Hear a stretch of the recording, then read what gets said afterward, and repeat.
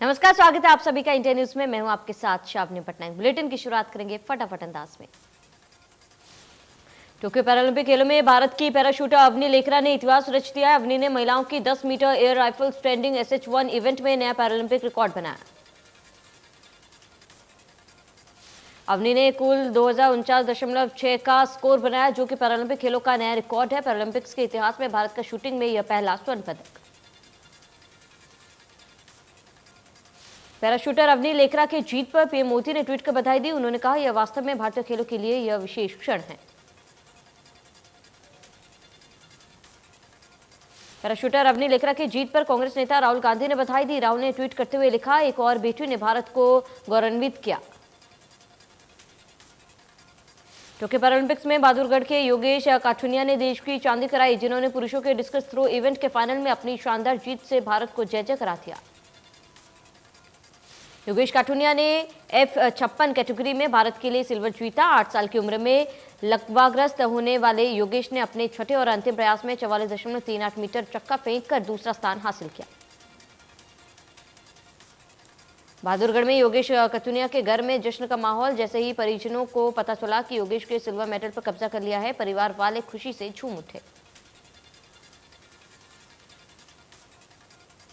PM Modi ने para athlete Yogesh काठुनिया को silver medal जीतने पर बधाई दी है। प्रधानमंत्री ने लिखा, योगेश काठुनिया ने प्रदर्शन अच्छा किया।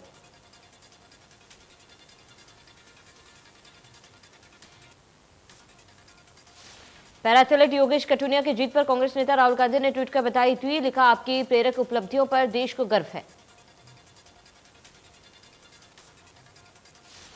टोक्यो पैरालंपिक 2020 में भारत के खाते में एक और मेडल आ गया है। पैरा एथलीट निशात कुमार ने पुरुषों के हाई जंप के मुकाबले में रजत पदक जीता।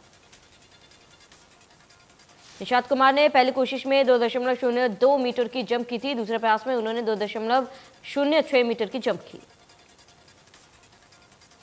पीएम मोदी ने एथलीट निशात को ट्विटर कर बधाई दी है। पीएम ने लिखा, काफी प्रसन्न हूं कि निशात ने पुरुष हाई जंप में T47 में सिल्वर मेडल जीता है। टोक्यो पैरालंपिक में देवेंद्र झाझरिया ने बेहतरीन प्रदर्शन करते हुए जेवलिन थ्रो में रजत पदक जीता। देवेंद्र ने 64.35 मीटर दूर भाला फेंका। राजस्थान के चूरू जिले के देवेंद्र झाझरिया ने इससे पहले रियो पैरालंपिक 2016 में गोल्ड मेडल जीता है। उनके नाम भारत की ओर से पैरालंपिक में 2 बार गोल्ड जीतने का रिकॉर्ड। टोक्यो पैरालंपिक में सुंदर सिंह गुज्जर ने जेवलिन थ्रो में कांस्य पदक जीता है। सुंदर सिंह ने 64.01 मीटर दूर भाला फेंक कर जीत दर्ज कराई।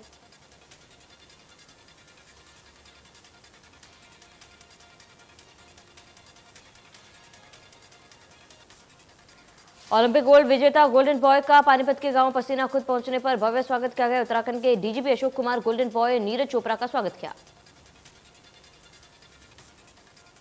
नीरज चोपड़ा ने कहा कि खिलाड़ी को सम्मान देना बहुत ज्यादा जरूरी है, इससे उन्हें मोटिवेशन मिलता है। उन्होंने कहा कि सम्मान के साथ साथ खिलाड़ी को ट्रेनिंग देना भी बेहद जरूरी।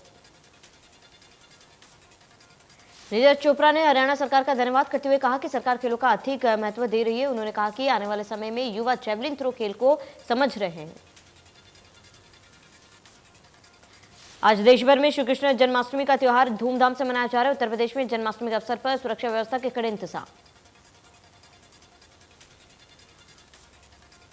भगवान कृष्ण की जन्माष्टमी को दिव्य और भव्य बनाने के लिए मथुरा के हर चौक चौराहे का भव्य तरीके से सजाया गया। मंदिर के पूरे परिसर को फूलों से सजाया गया।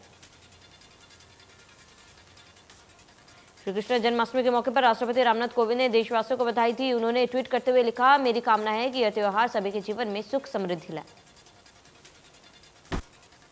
श्री कृष्ण जन्माष्टमी के मौके पर पीएम प्रधानमंत्री मोदी ने देशवासियों को ट्वीट कर शुभकामनाएं दी।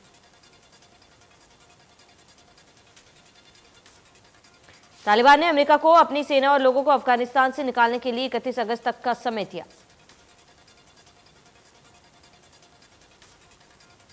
तालिबानी प्रवक्ता जबीउल्लाह मुजाहिद ने अफगानिस्तान के उपराष्ट्रपति अमरुल्लाह सालेह पर प्रोपेगेंडा फैलाने का आरोप लगाया। तालिबान प्रवक्ता ने कहा, वे अफगानिस्तान के खिलाफ प्रोपेगेंडा चला रहे हैं। उधर अमेरिका ने कहा है कि वो 31 अगस्त को अमेरिका से अपनी सेना को पूरी तरह से निकाल लेगा। काबुल ने अमेरिका का निकासी अभियान काफी तेजी से चला रहा है।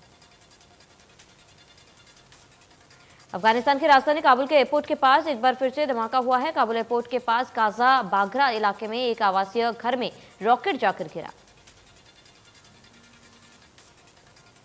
काबुल एयरपोर्ट के पास गुरुवार को एक के बाद एक कई धमाके हुए थे, जिसमें 169 अफगानिस्तान नागरिकों और 13 अमेरिकी सैनिकों की जान चली गई थी। करनाल में लाठीचार्ज को लेकर सीएम मनोहर लाल ने अधिकारियों के साथ बैठक की। सीएम आवास पर करीब 2 घंटे चली बैठक। कानून व्यवस्था सहित कई मुद्दे पर बैठक में चर्चा हुई। बैठक में गृह सचिव, डीजीपी और सीआईडी के आला अधिकारी रहे मौजूद। कृषि मंत्री जेपी दलाल ने कहा, किसानों पर लाठीचार्ज होना गलत। मुख्यमंत्री ने कहा, इस पूरे मामले की गंभीरता से जांच हो।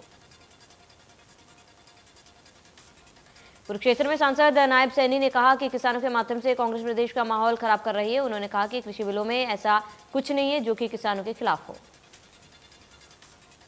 किसान नेता राकेश टिकैत ने कहा, किसानों की सरकार नहीं सुन रही है, एमएसपी के नाम पर लूट हो रही है। टिकैत ने कहा, सरकार को तीनों कानून वापस लेना चाहिए। टिकैत ने कहा कि करनाल के एसडीएम आईएएस सरकारी तालिबानी अधिकारी, ऐसे अधिकारी की हरियाणा में नहीं नक्सली इलाकों में पोस्टिंग होनी।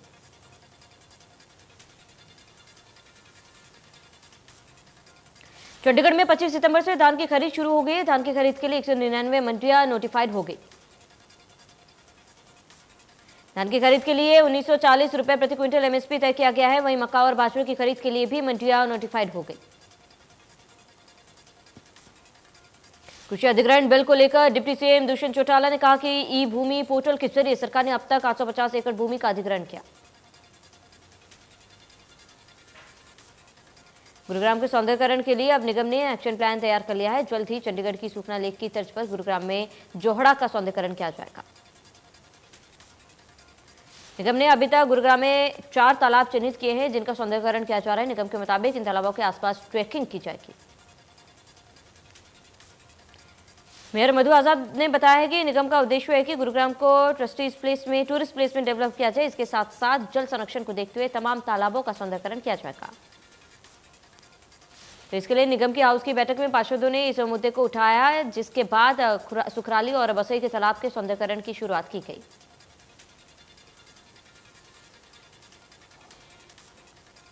करनाल में कल एक स्टेडियम में खेलो हरियाणा प्रतियोगिता के दूसरे दिन मुख्यमंत्री मनोहर लाल खिलाड़ियों को आशीर्वाद देने पहुंचे। इस दौरान सीएम मनोहर लाल ने कहा कि खेलो इंडिया में हरियाणा को मेजबानी करने का मौका मिल रहा है। अगर सब कुछ ठीक रहा तो फरवरी 2022 में खेलो इंडिया प्रतियोगिताएं पंचकुला में होगी।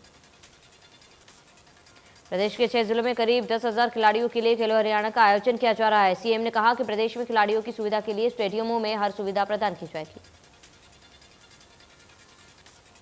गुरुग्राम में जीएमडीए और नगर निगम में तालमेल नहीं बन पा रहा है। दोनों विभागों के आपसी टकराव से जनहित के काम अधर में है।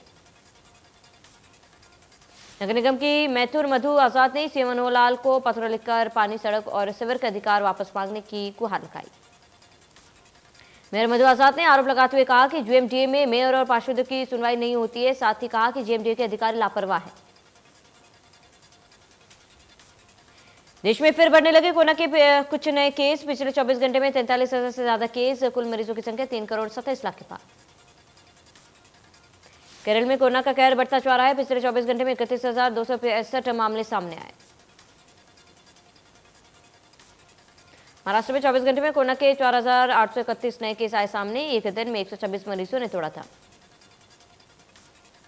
दिल्ली में 24 घंटे में कोरोना के 29 नए केस। एक दिन में 48 मरीज रिकवर।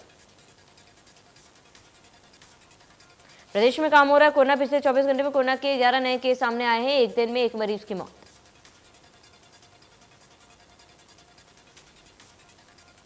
कोरोना वैक्सीन को लेकर केंद्रीय राज्य मंत्री कृष्णपाल गुर्जर ने कहा कि पीएम मोदी की निगरानी में टीकाकरण का अभियान चल रहा है। प्रधानमंत्री मोदी खुद डॉक्टर और पैरामेडिकल स्टाफ को अभियान को सफल बनाने के लिए प्रोत्साहित करते हैं।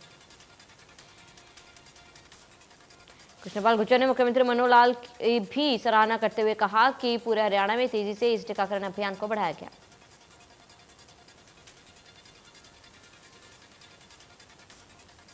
कोरोना की तीसरी लहर का खतरा मंडरा रहा है, जिसे देखते हुए पूर्व केंद्रीय मंत्री विनोद शर्मा अंबाला के कई इलाकों में लगातार कोरोना सेफ्टी किट्स बांट रहे हैं।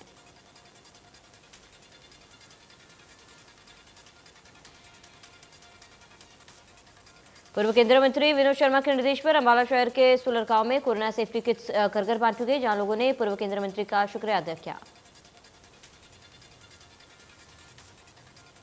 कोरोना की पहली लहर में पूर्व केंद्रीय मंत्री विनोद शर्मा द्वारा अंबाला के शहरी और ग्रामीण इलाकों का सैनिटाइजेशन किया गया।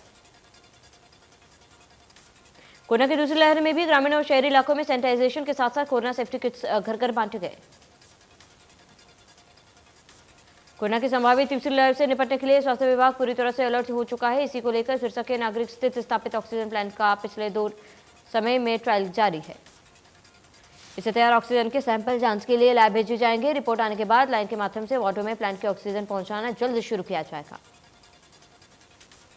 कैथल में चोरों का आतंक देखने को मिल रहा है, जहां चोरों ने एक रात में 6 दुकानों में चोरी की।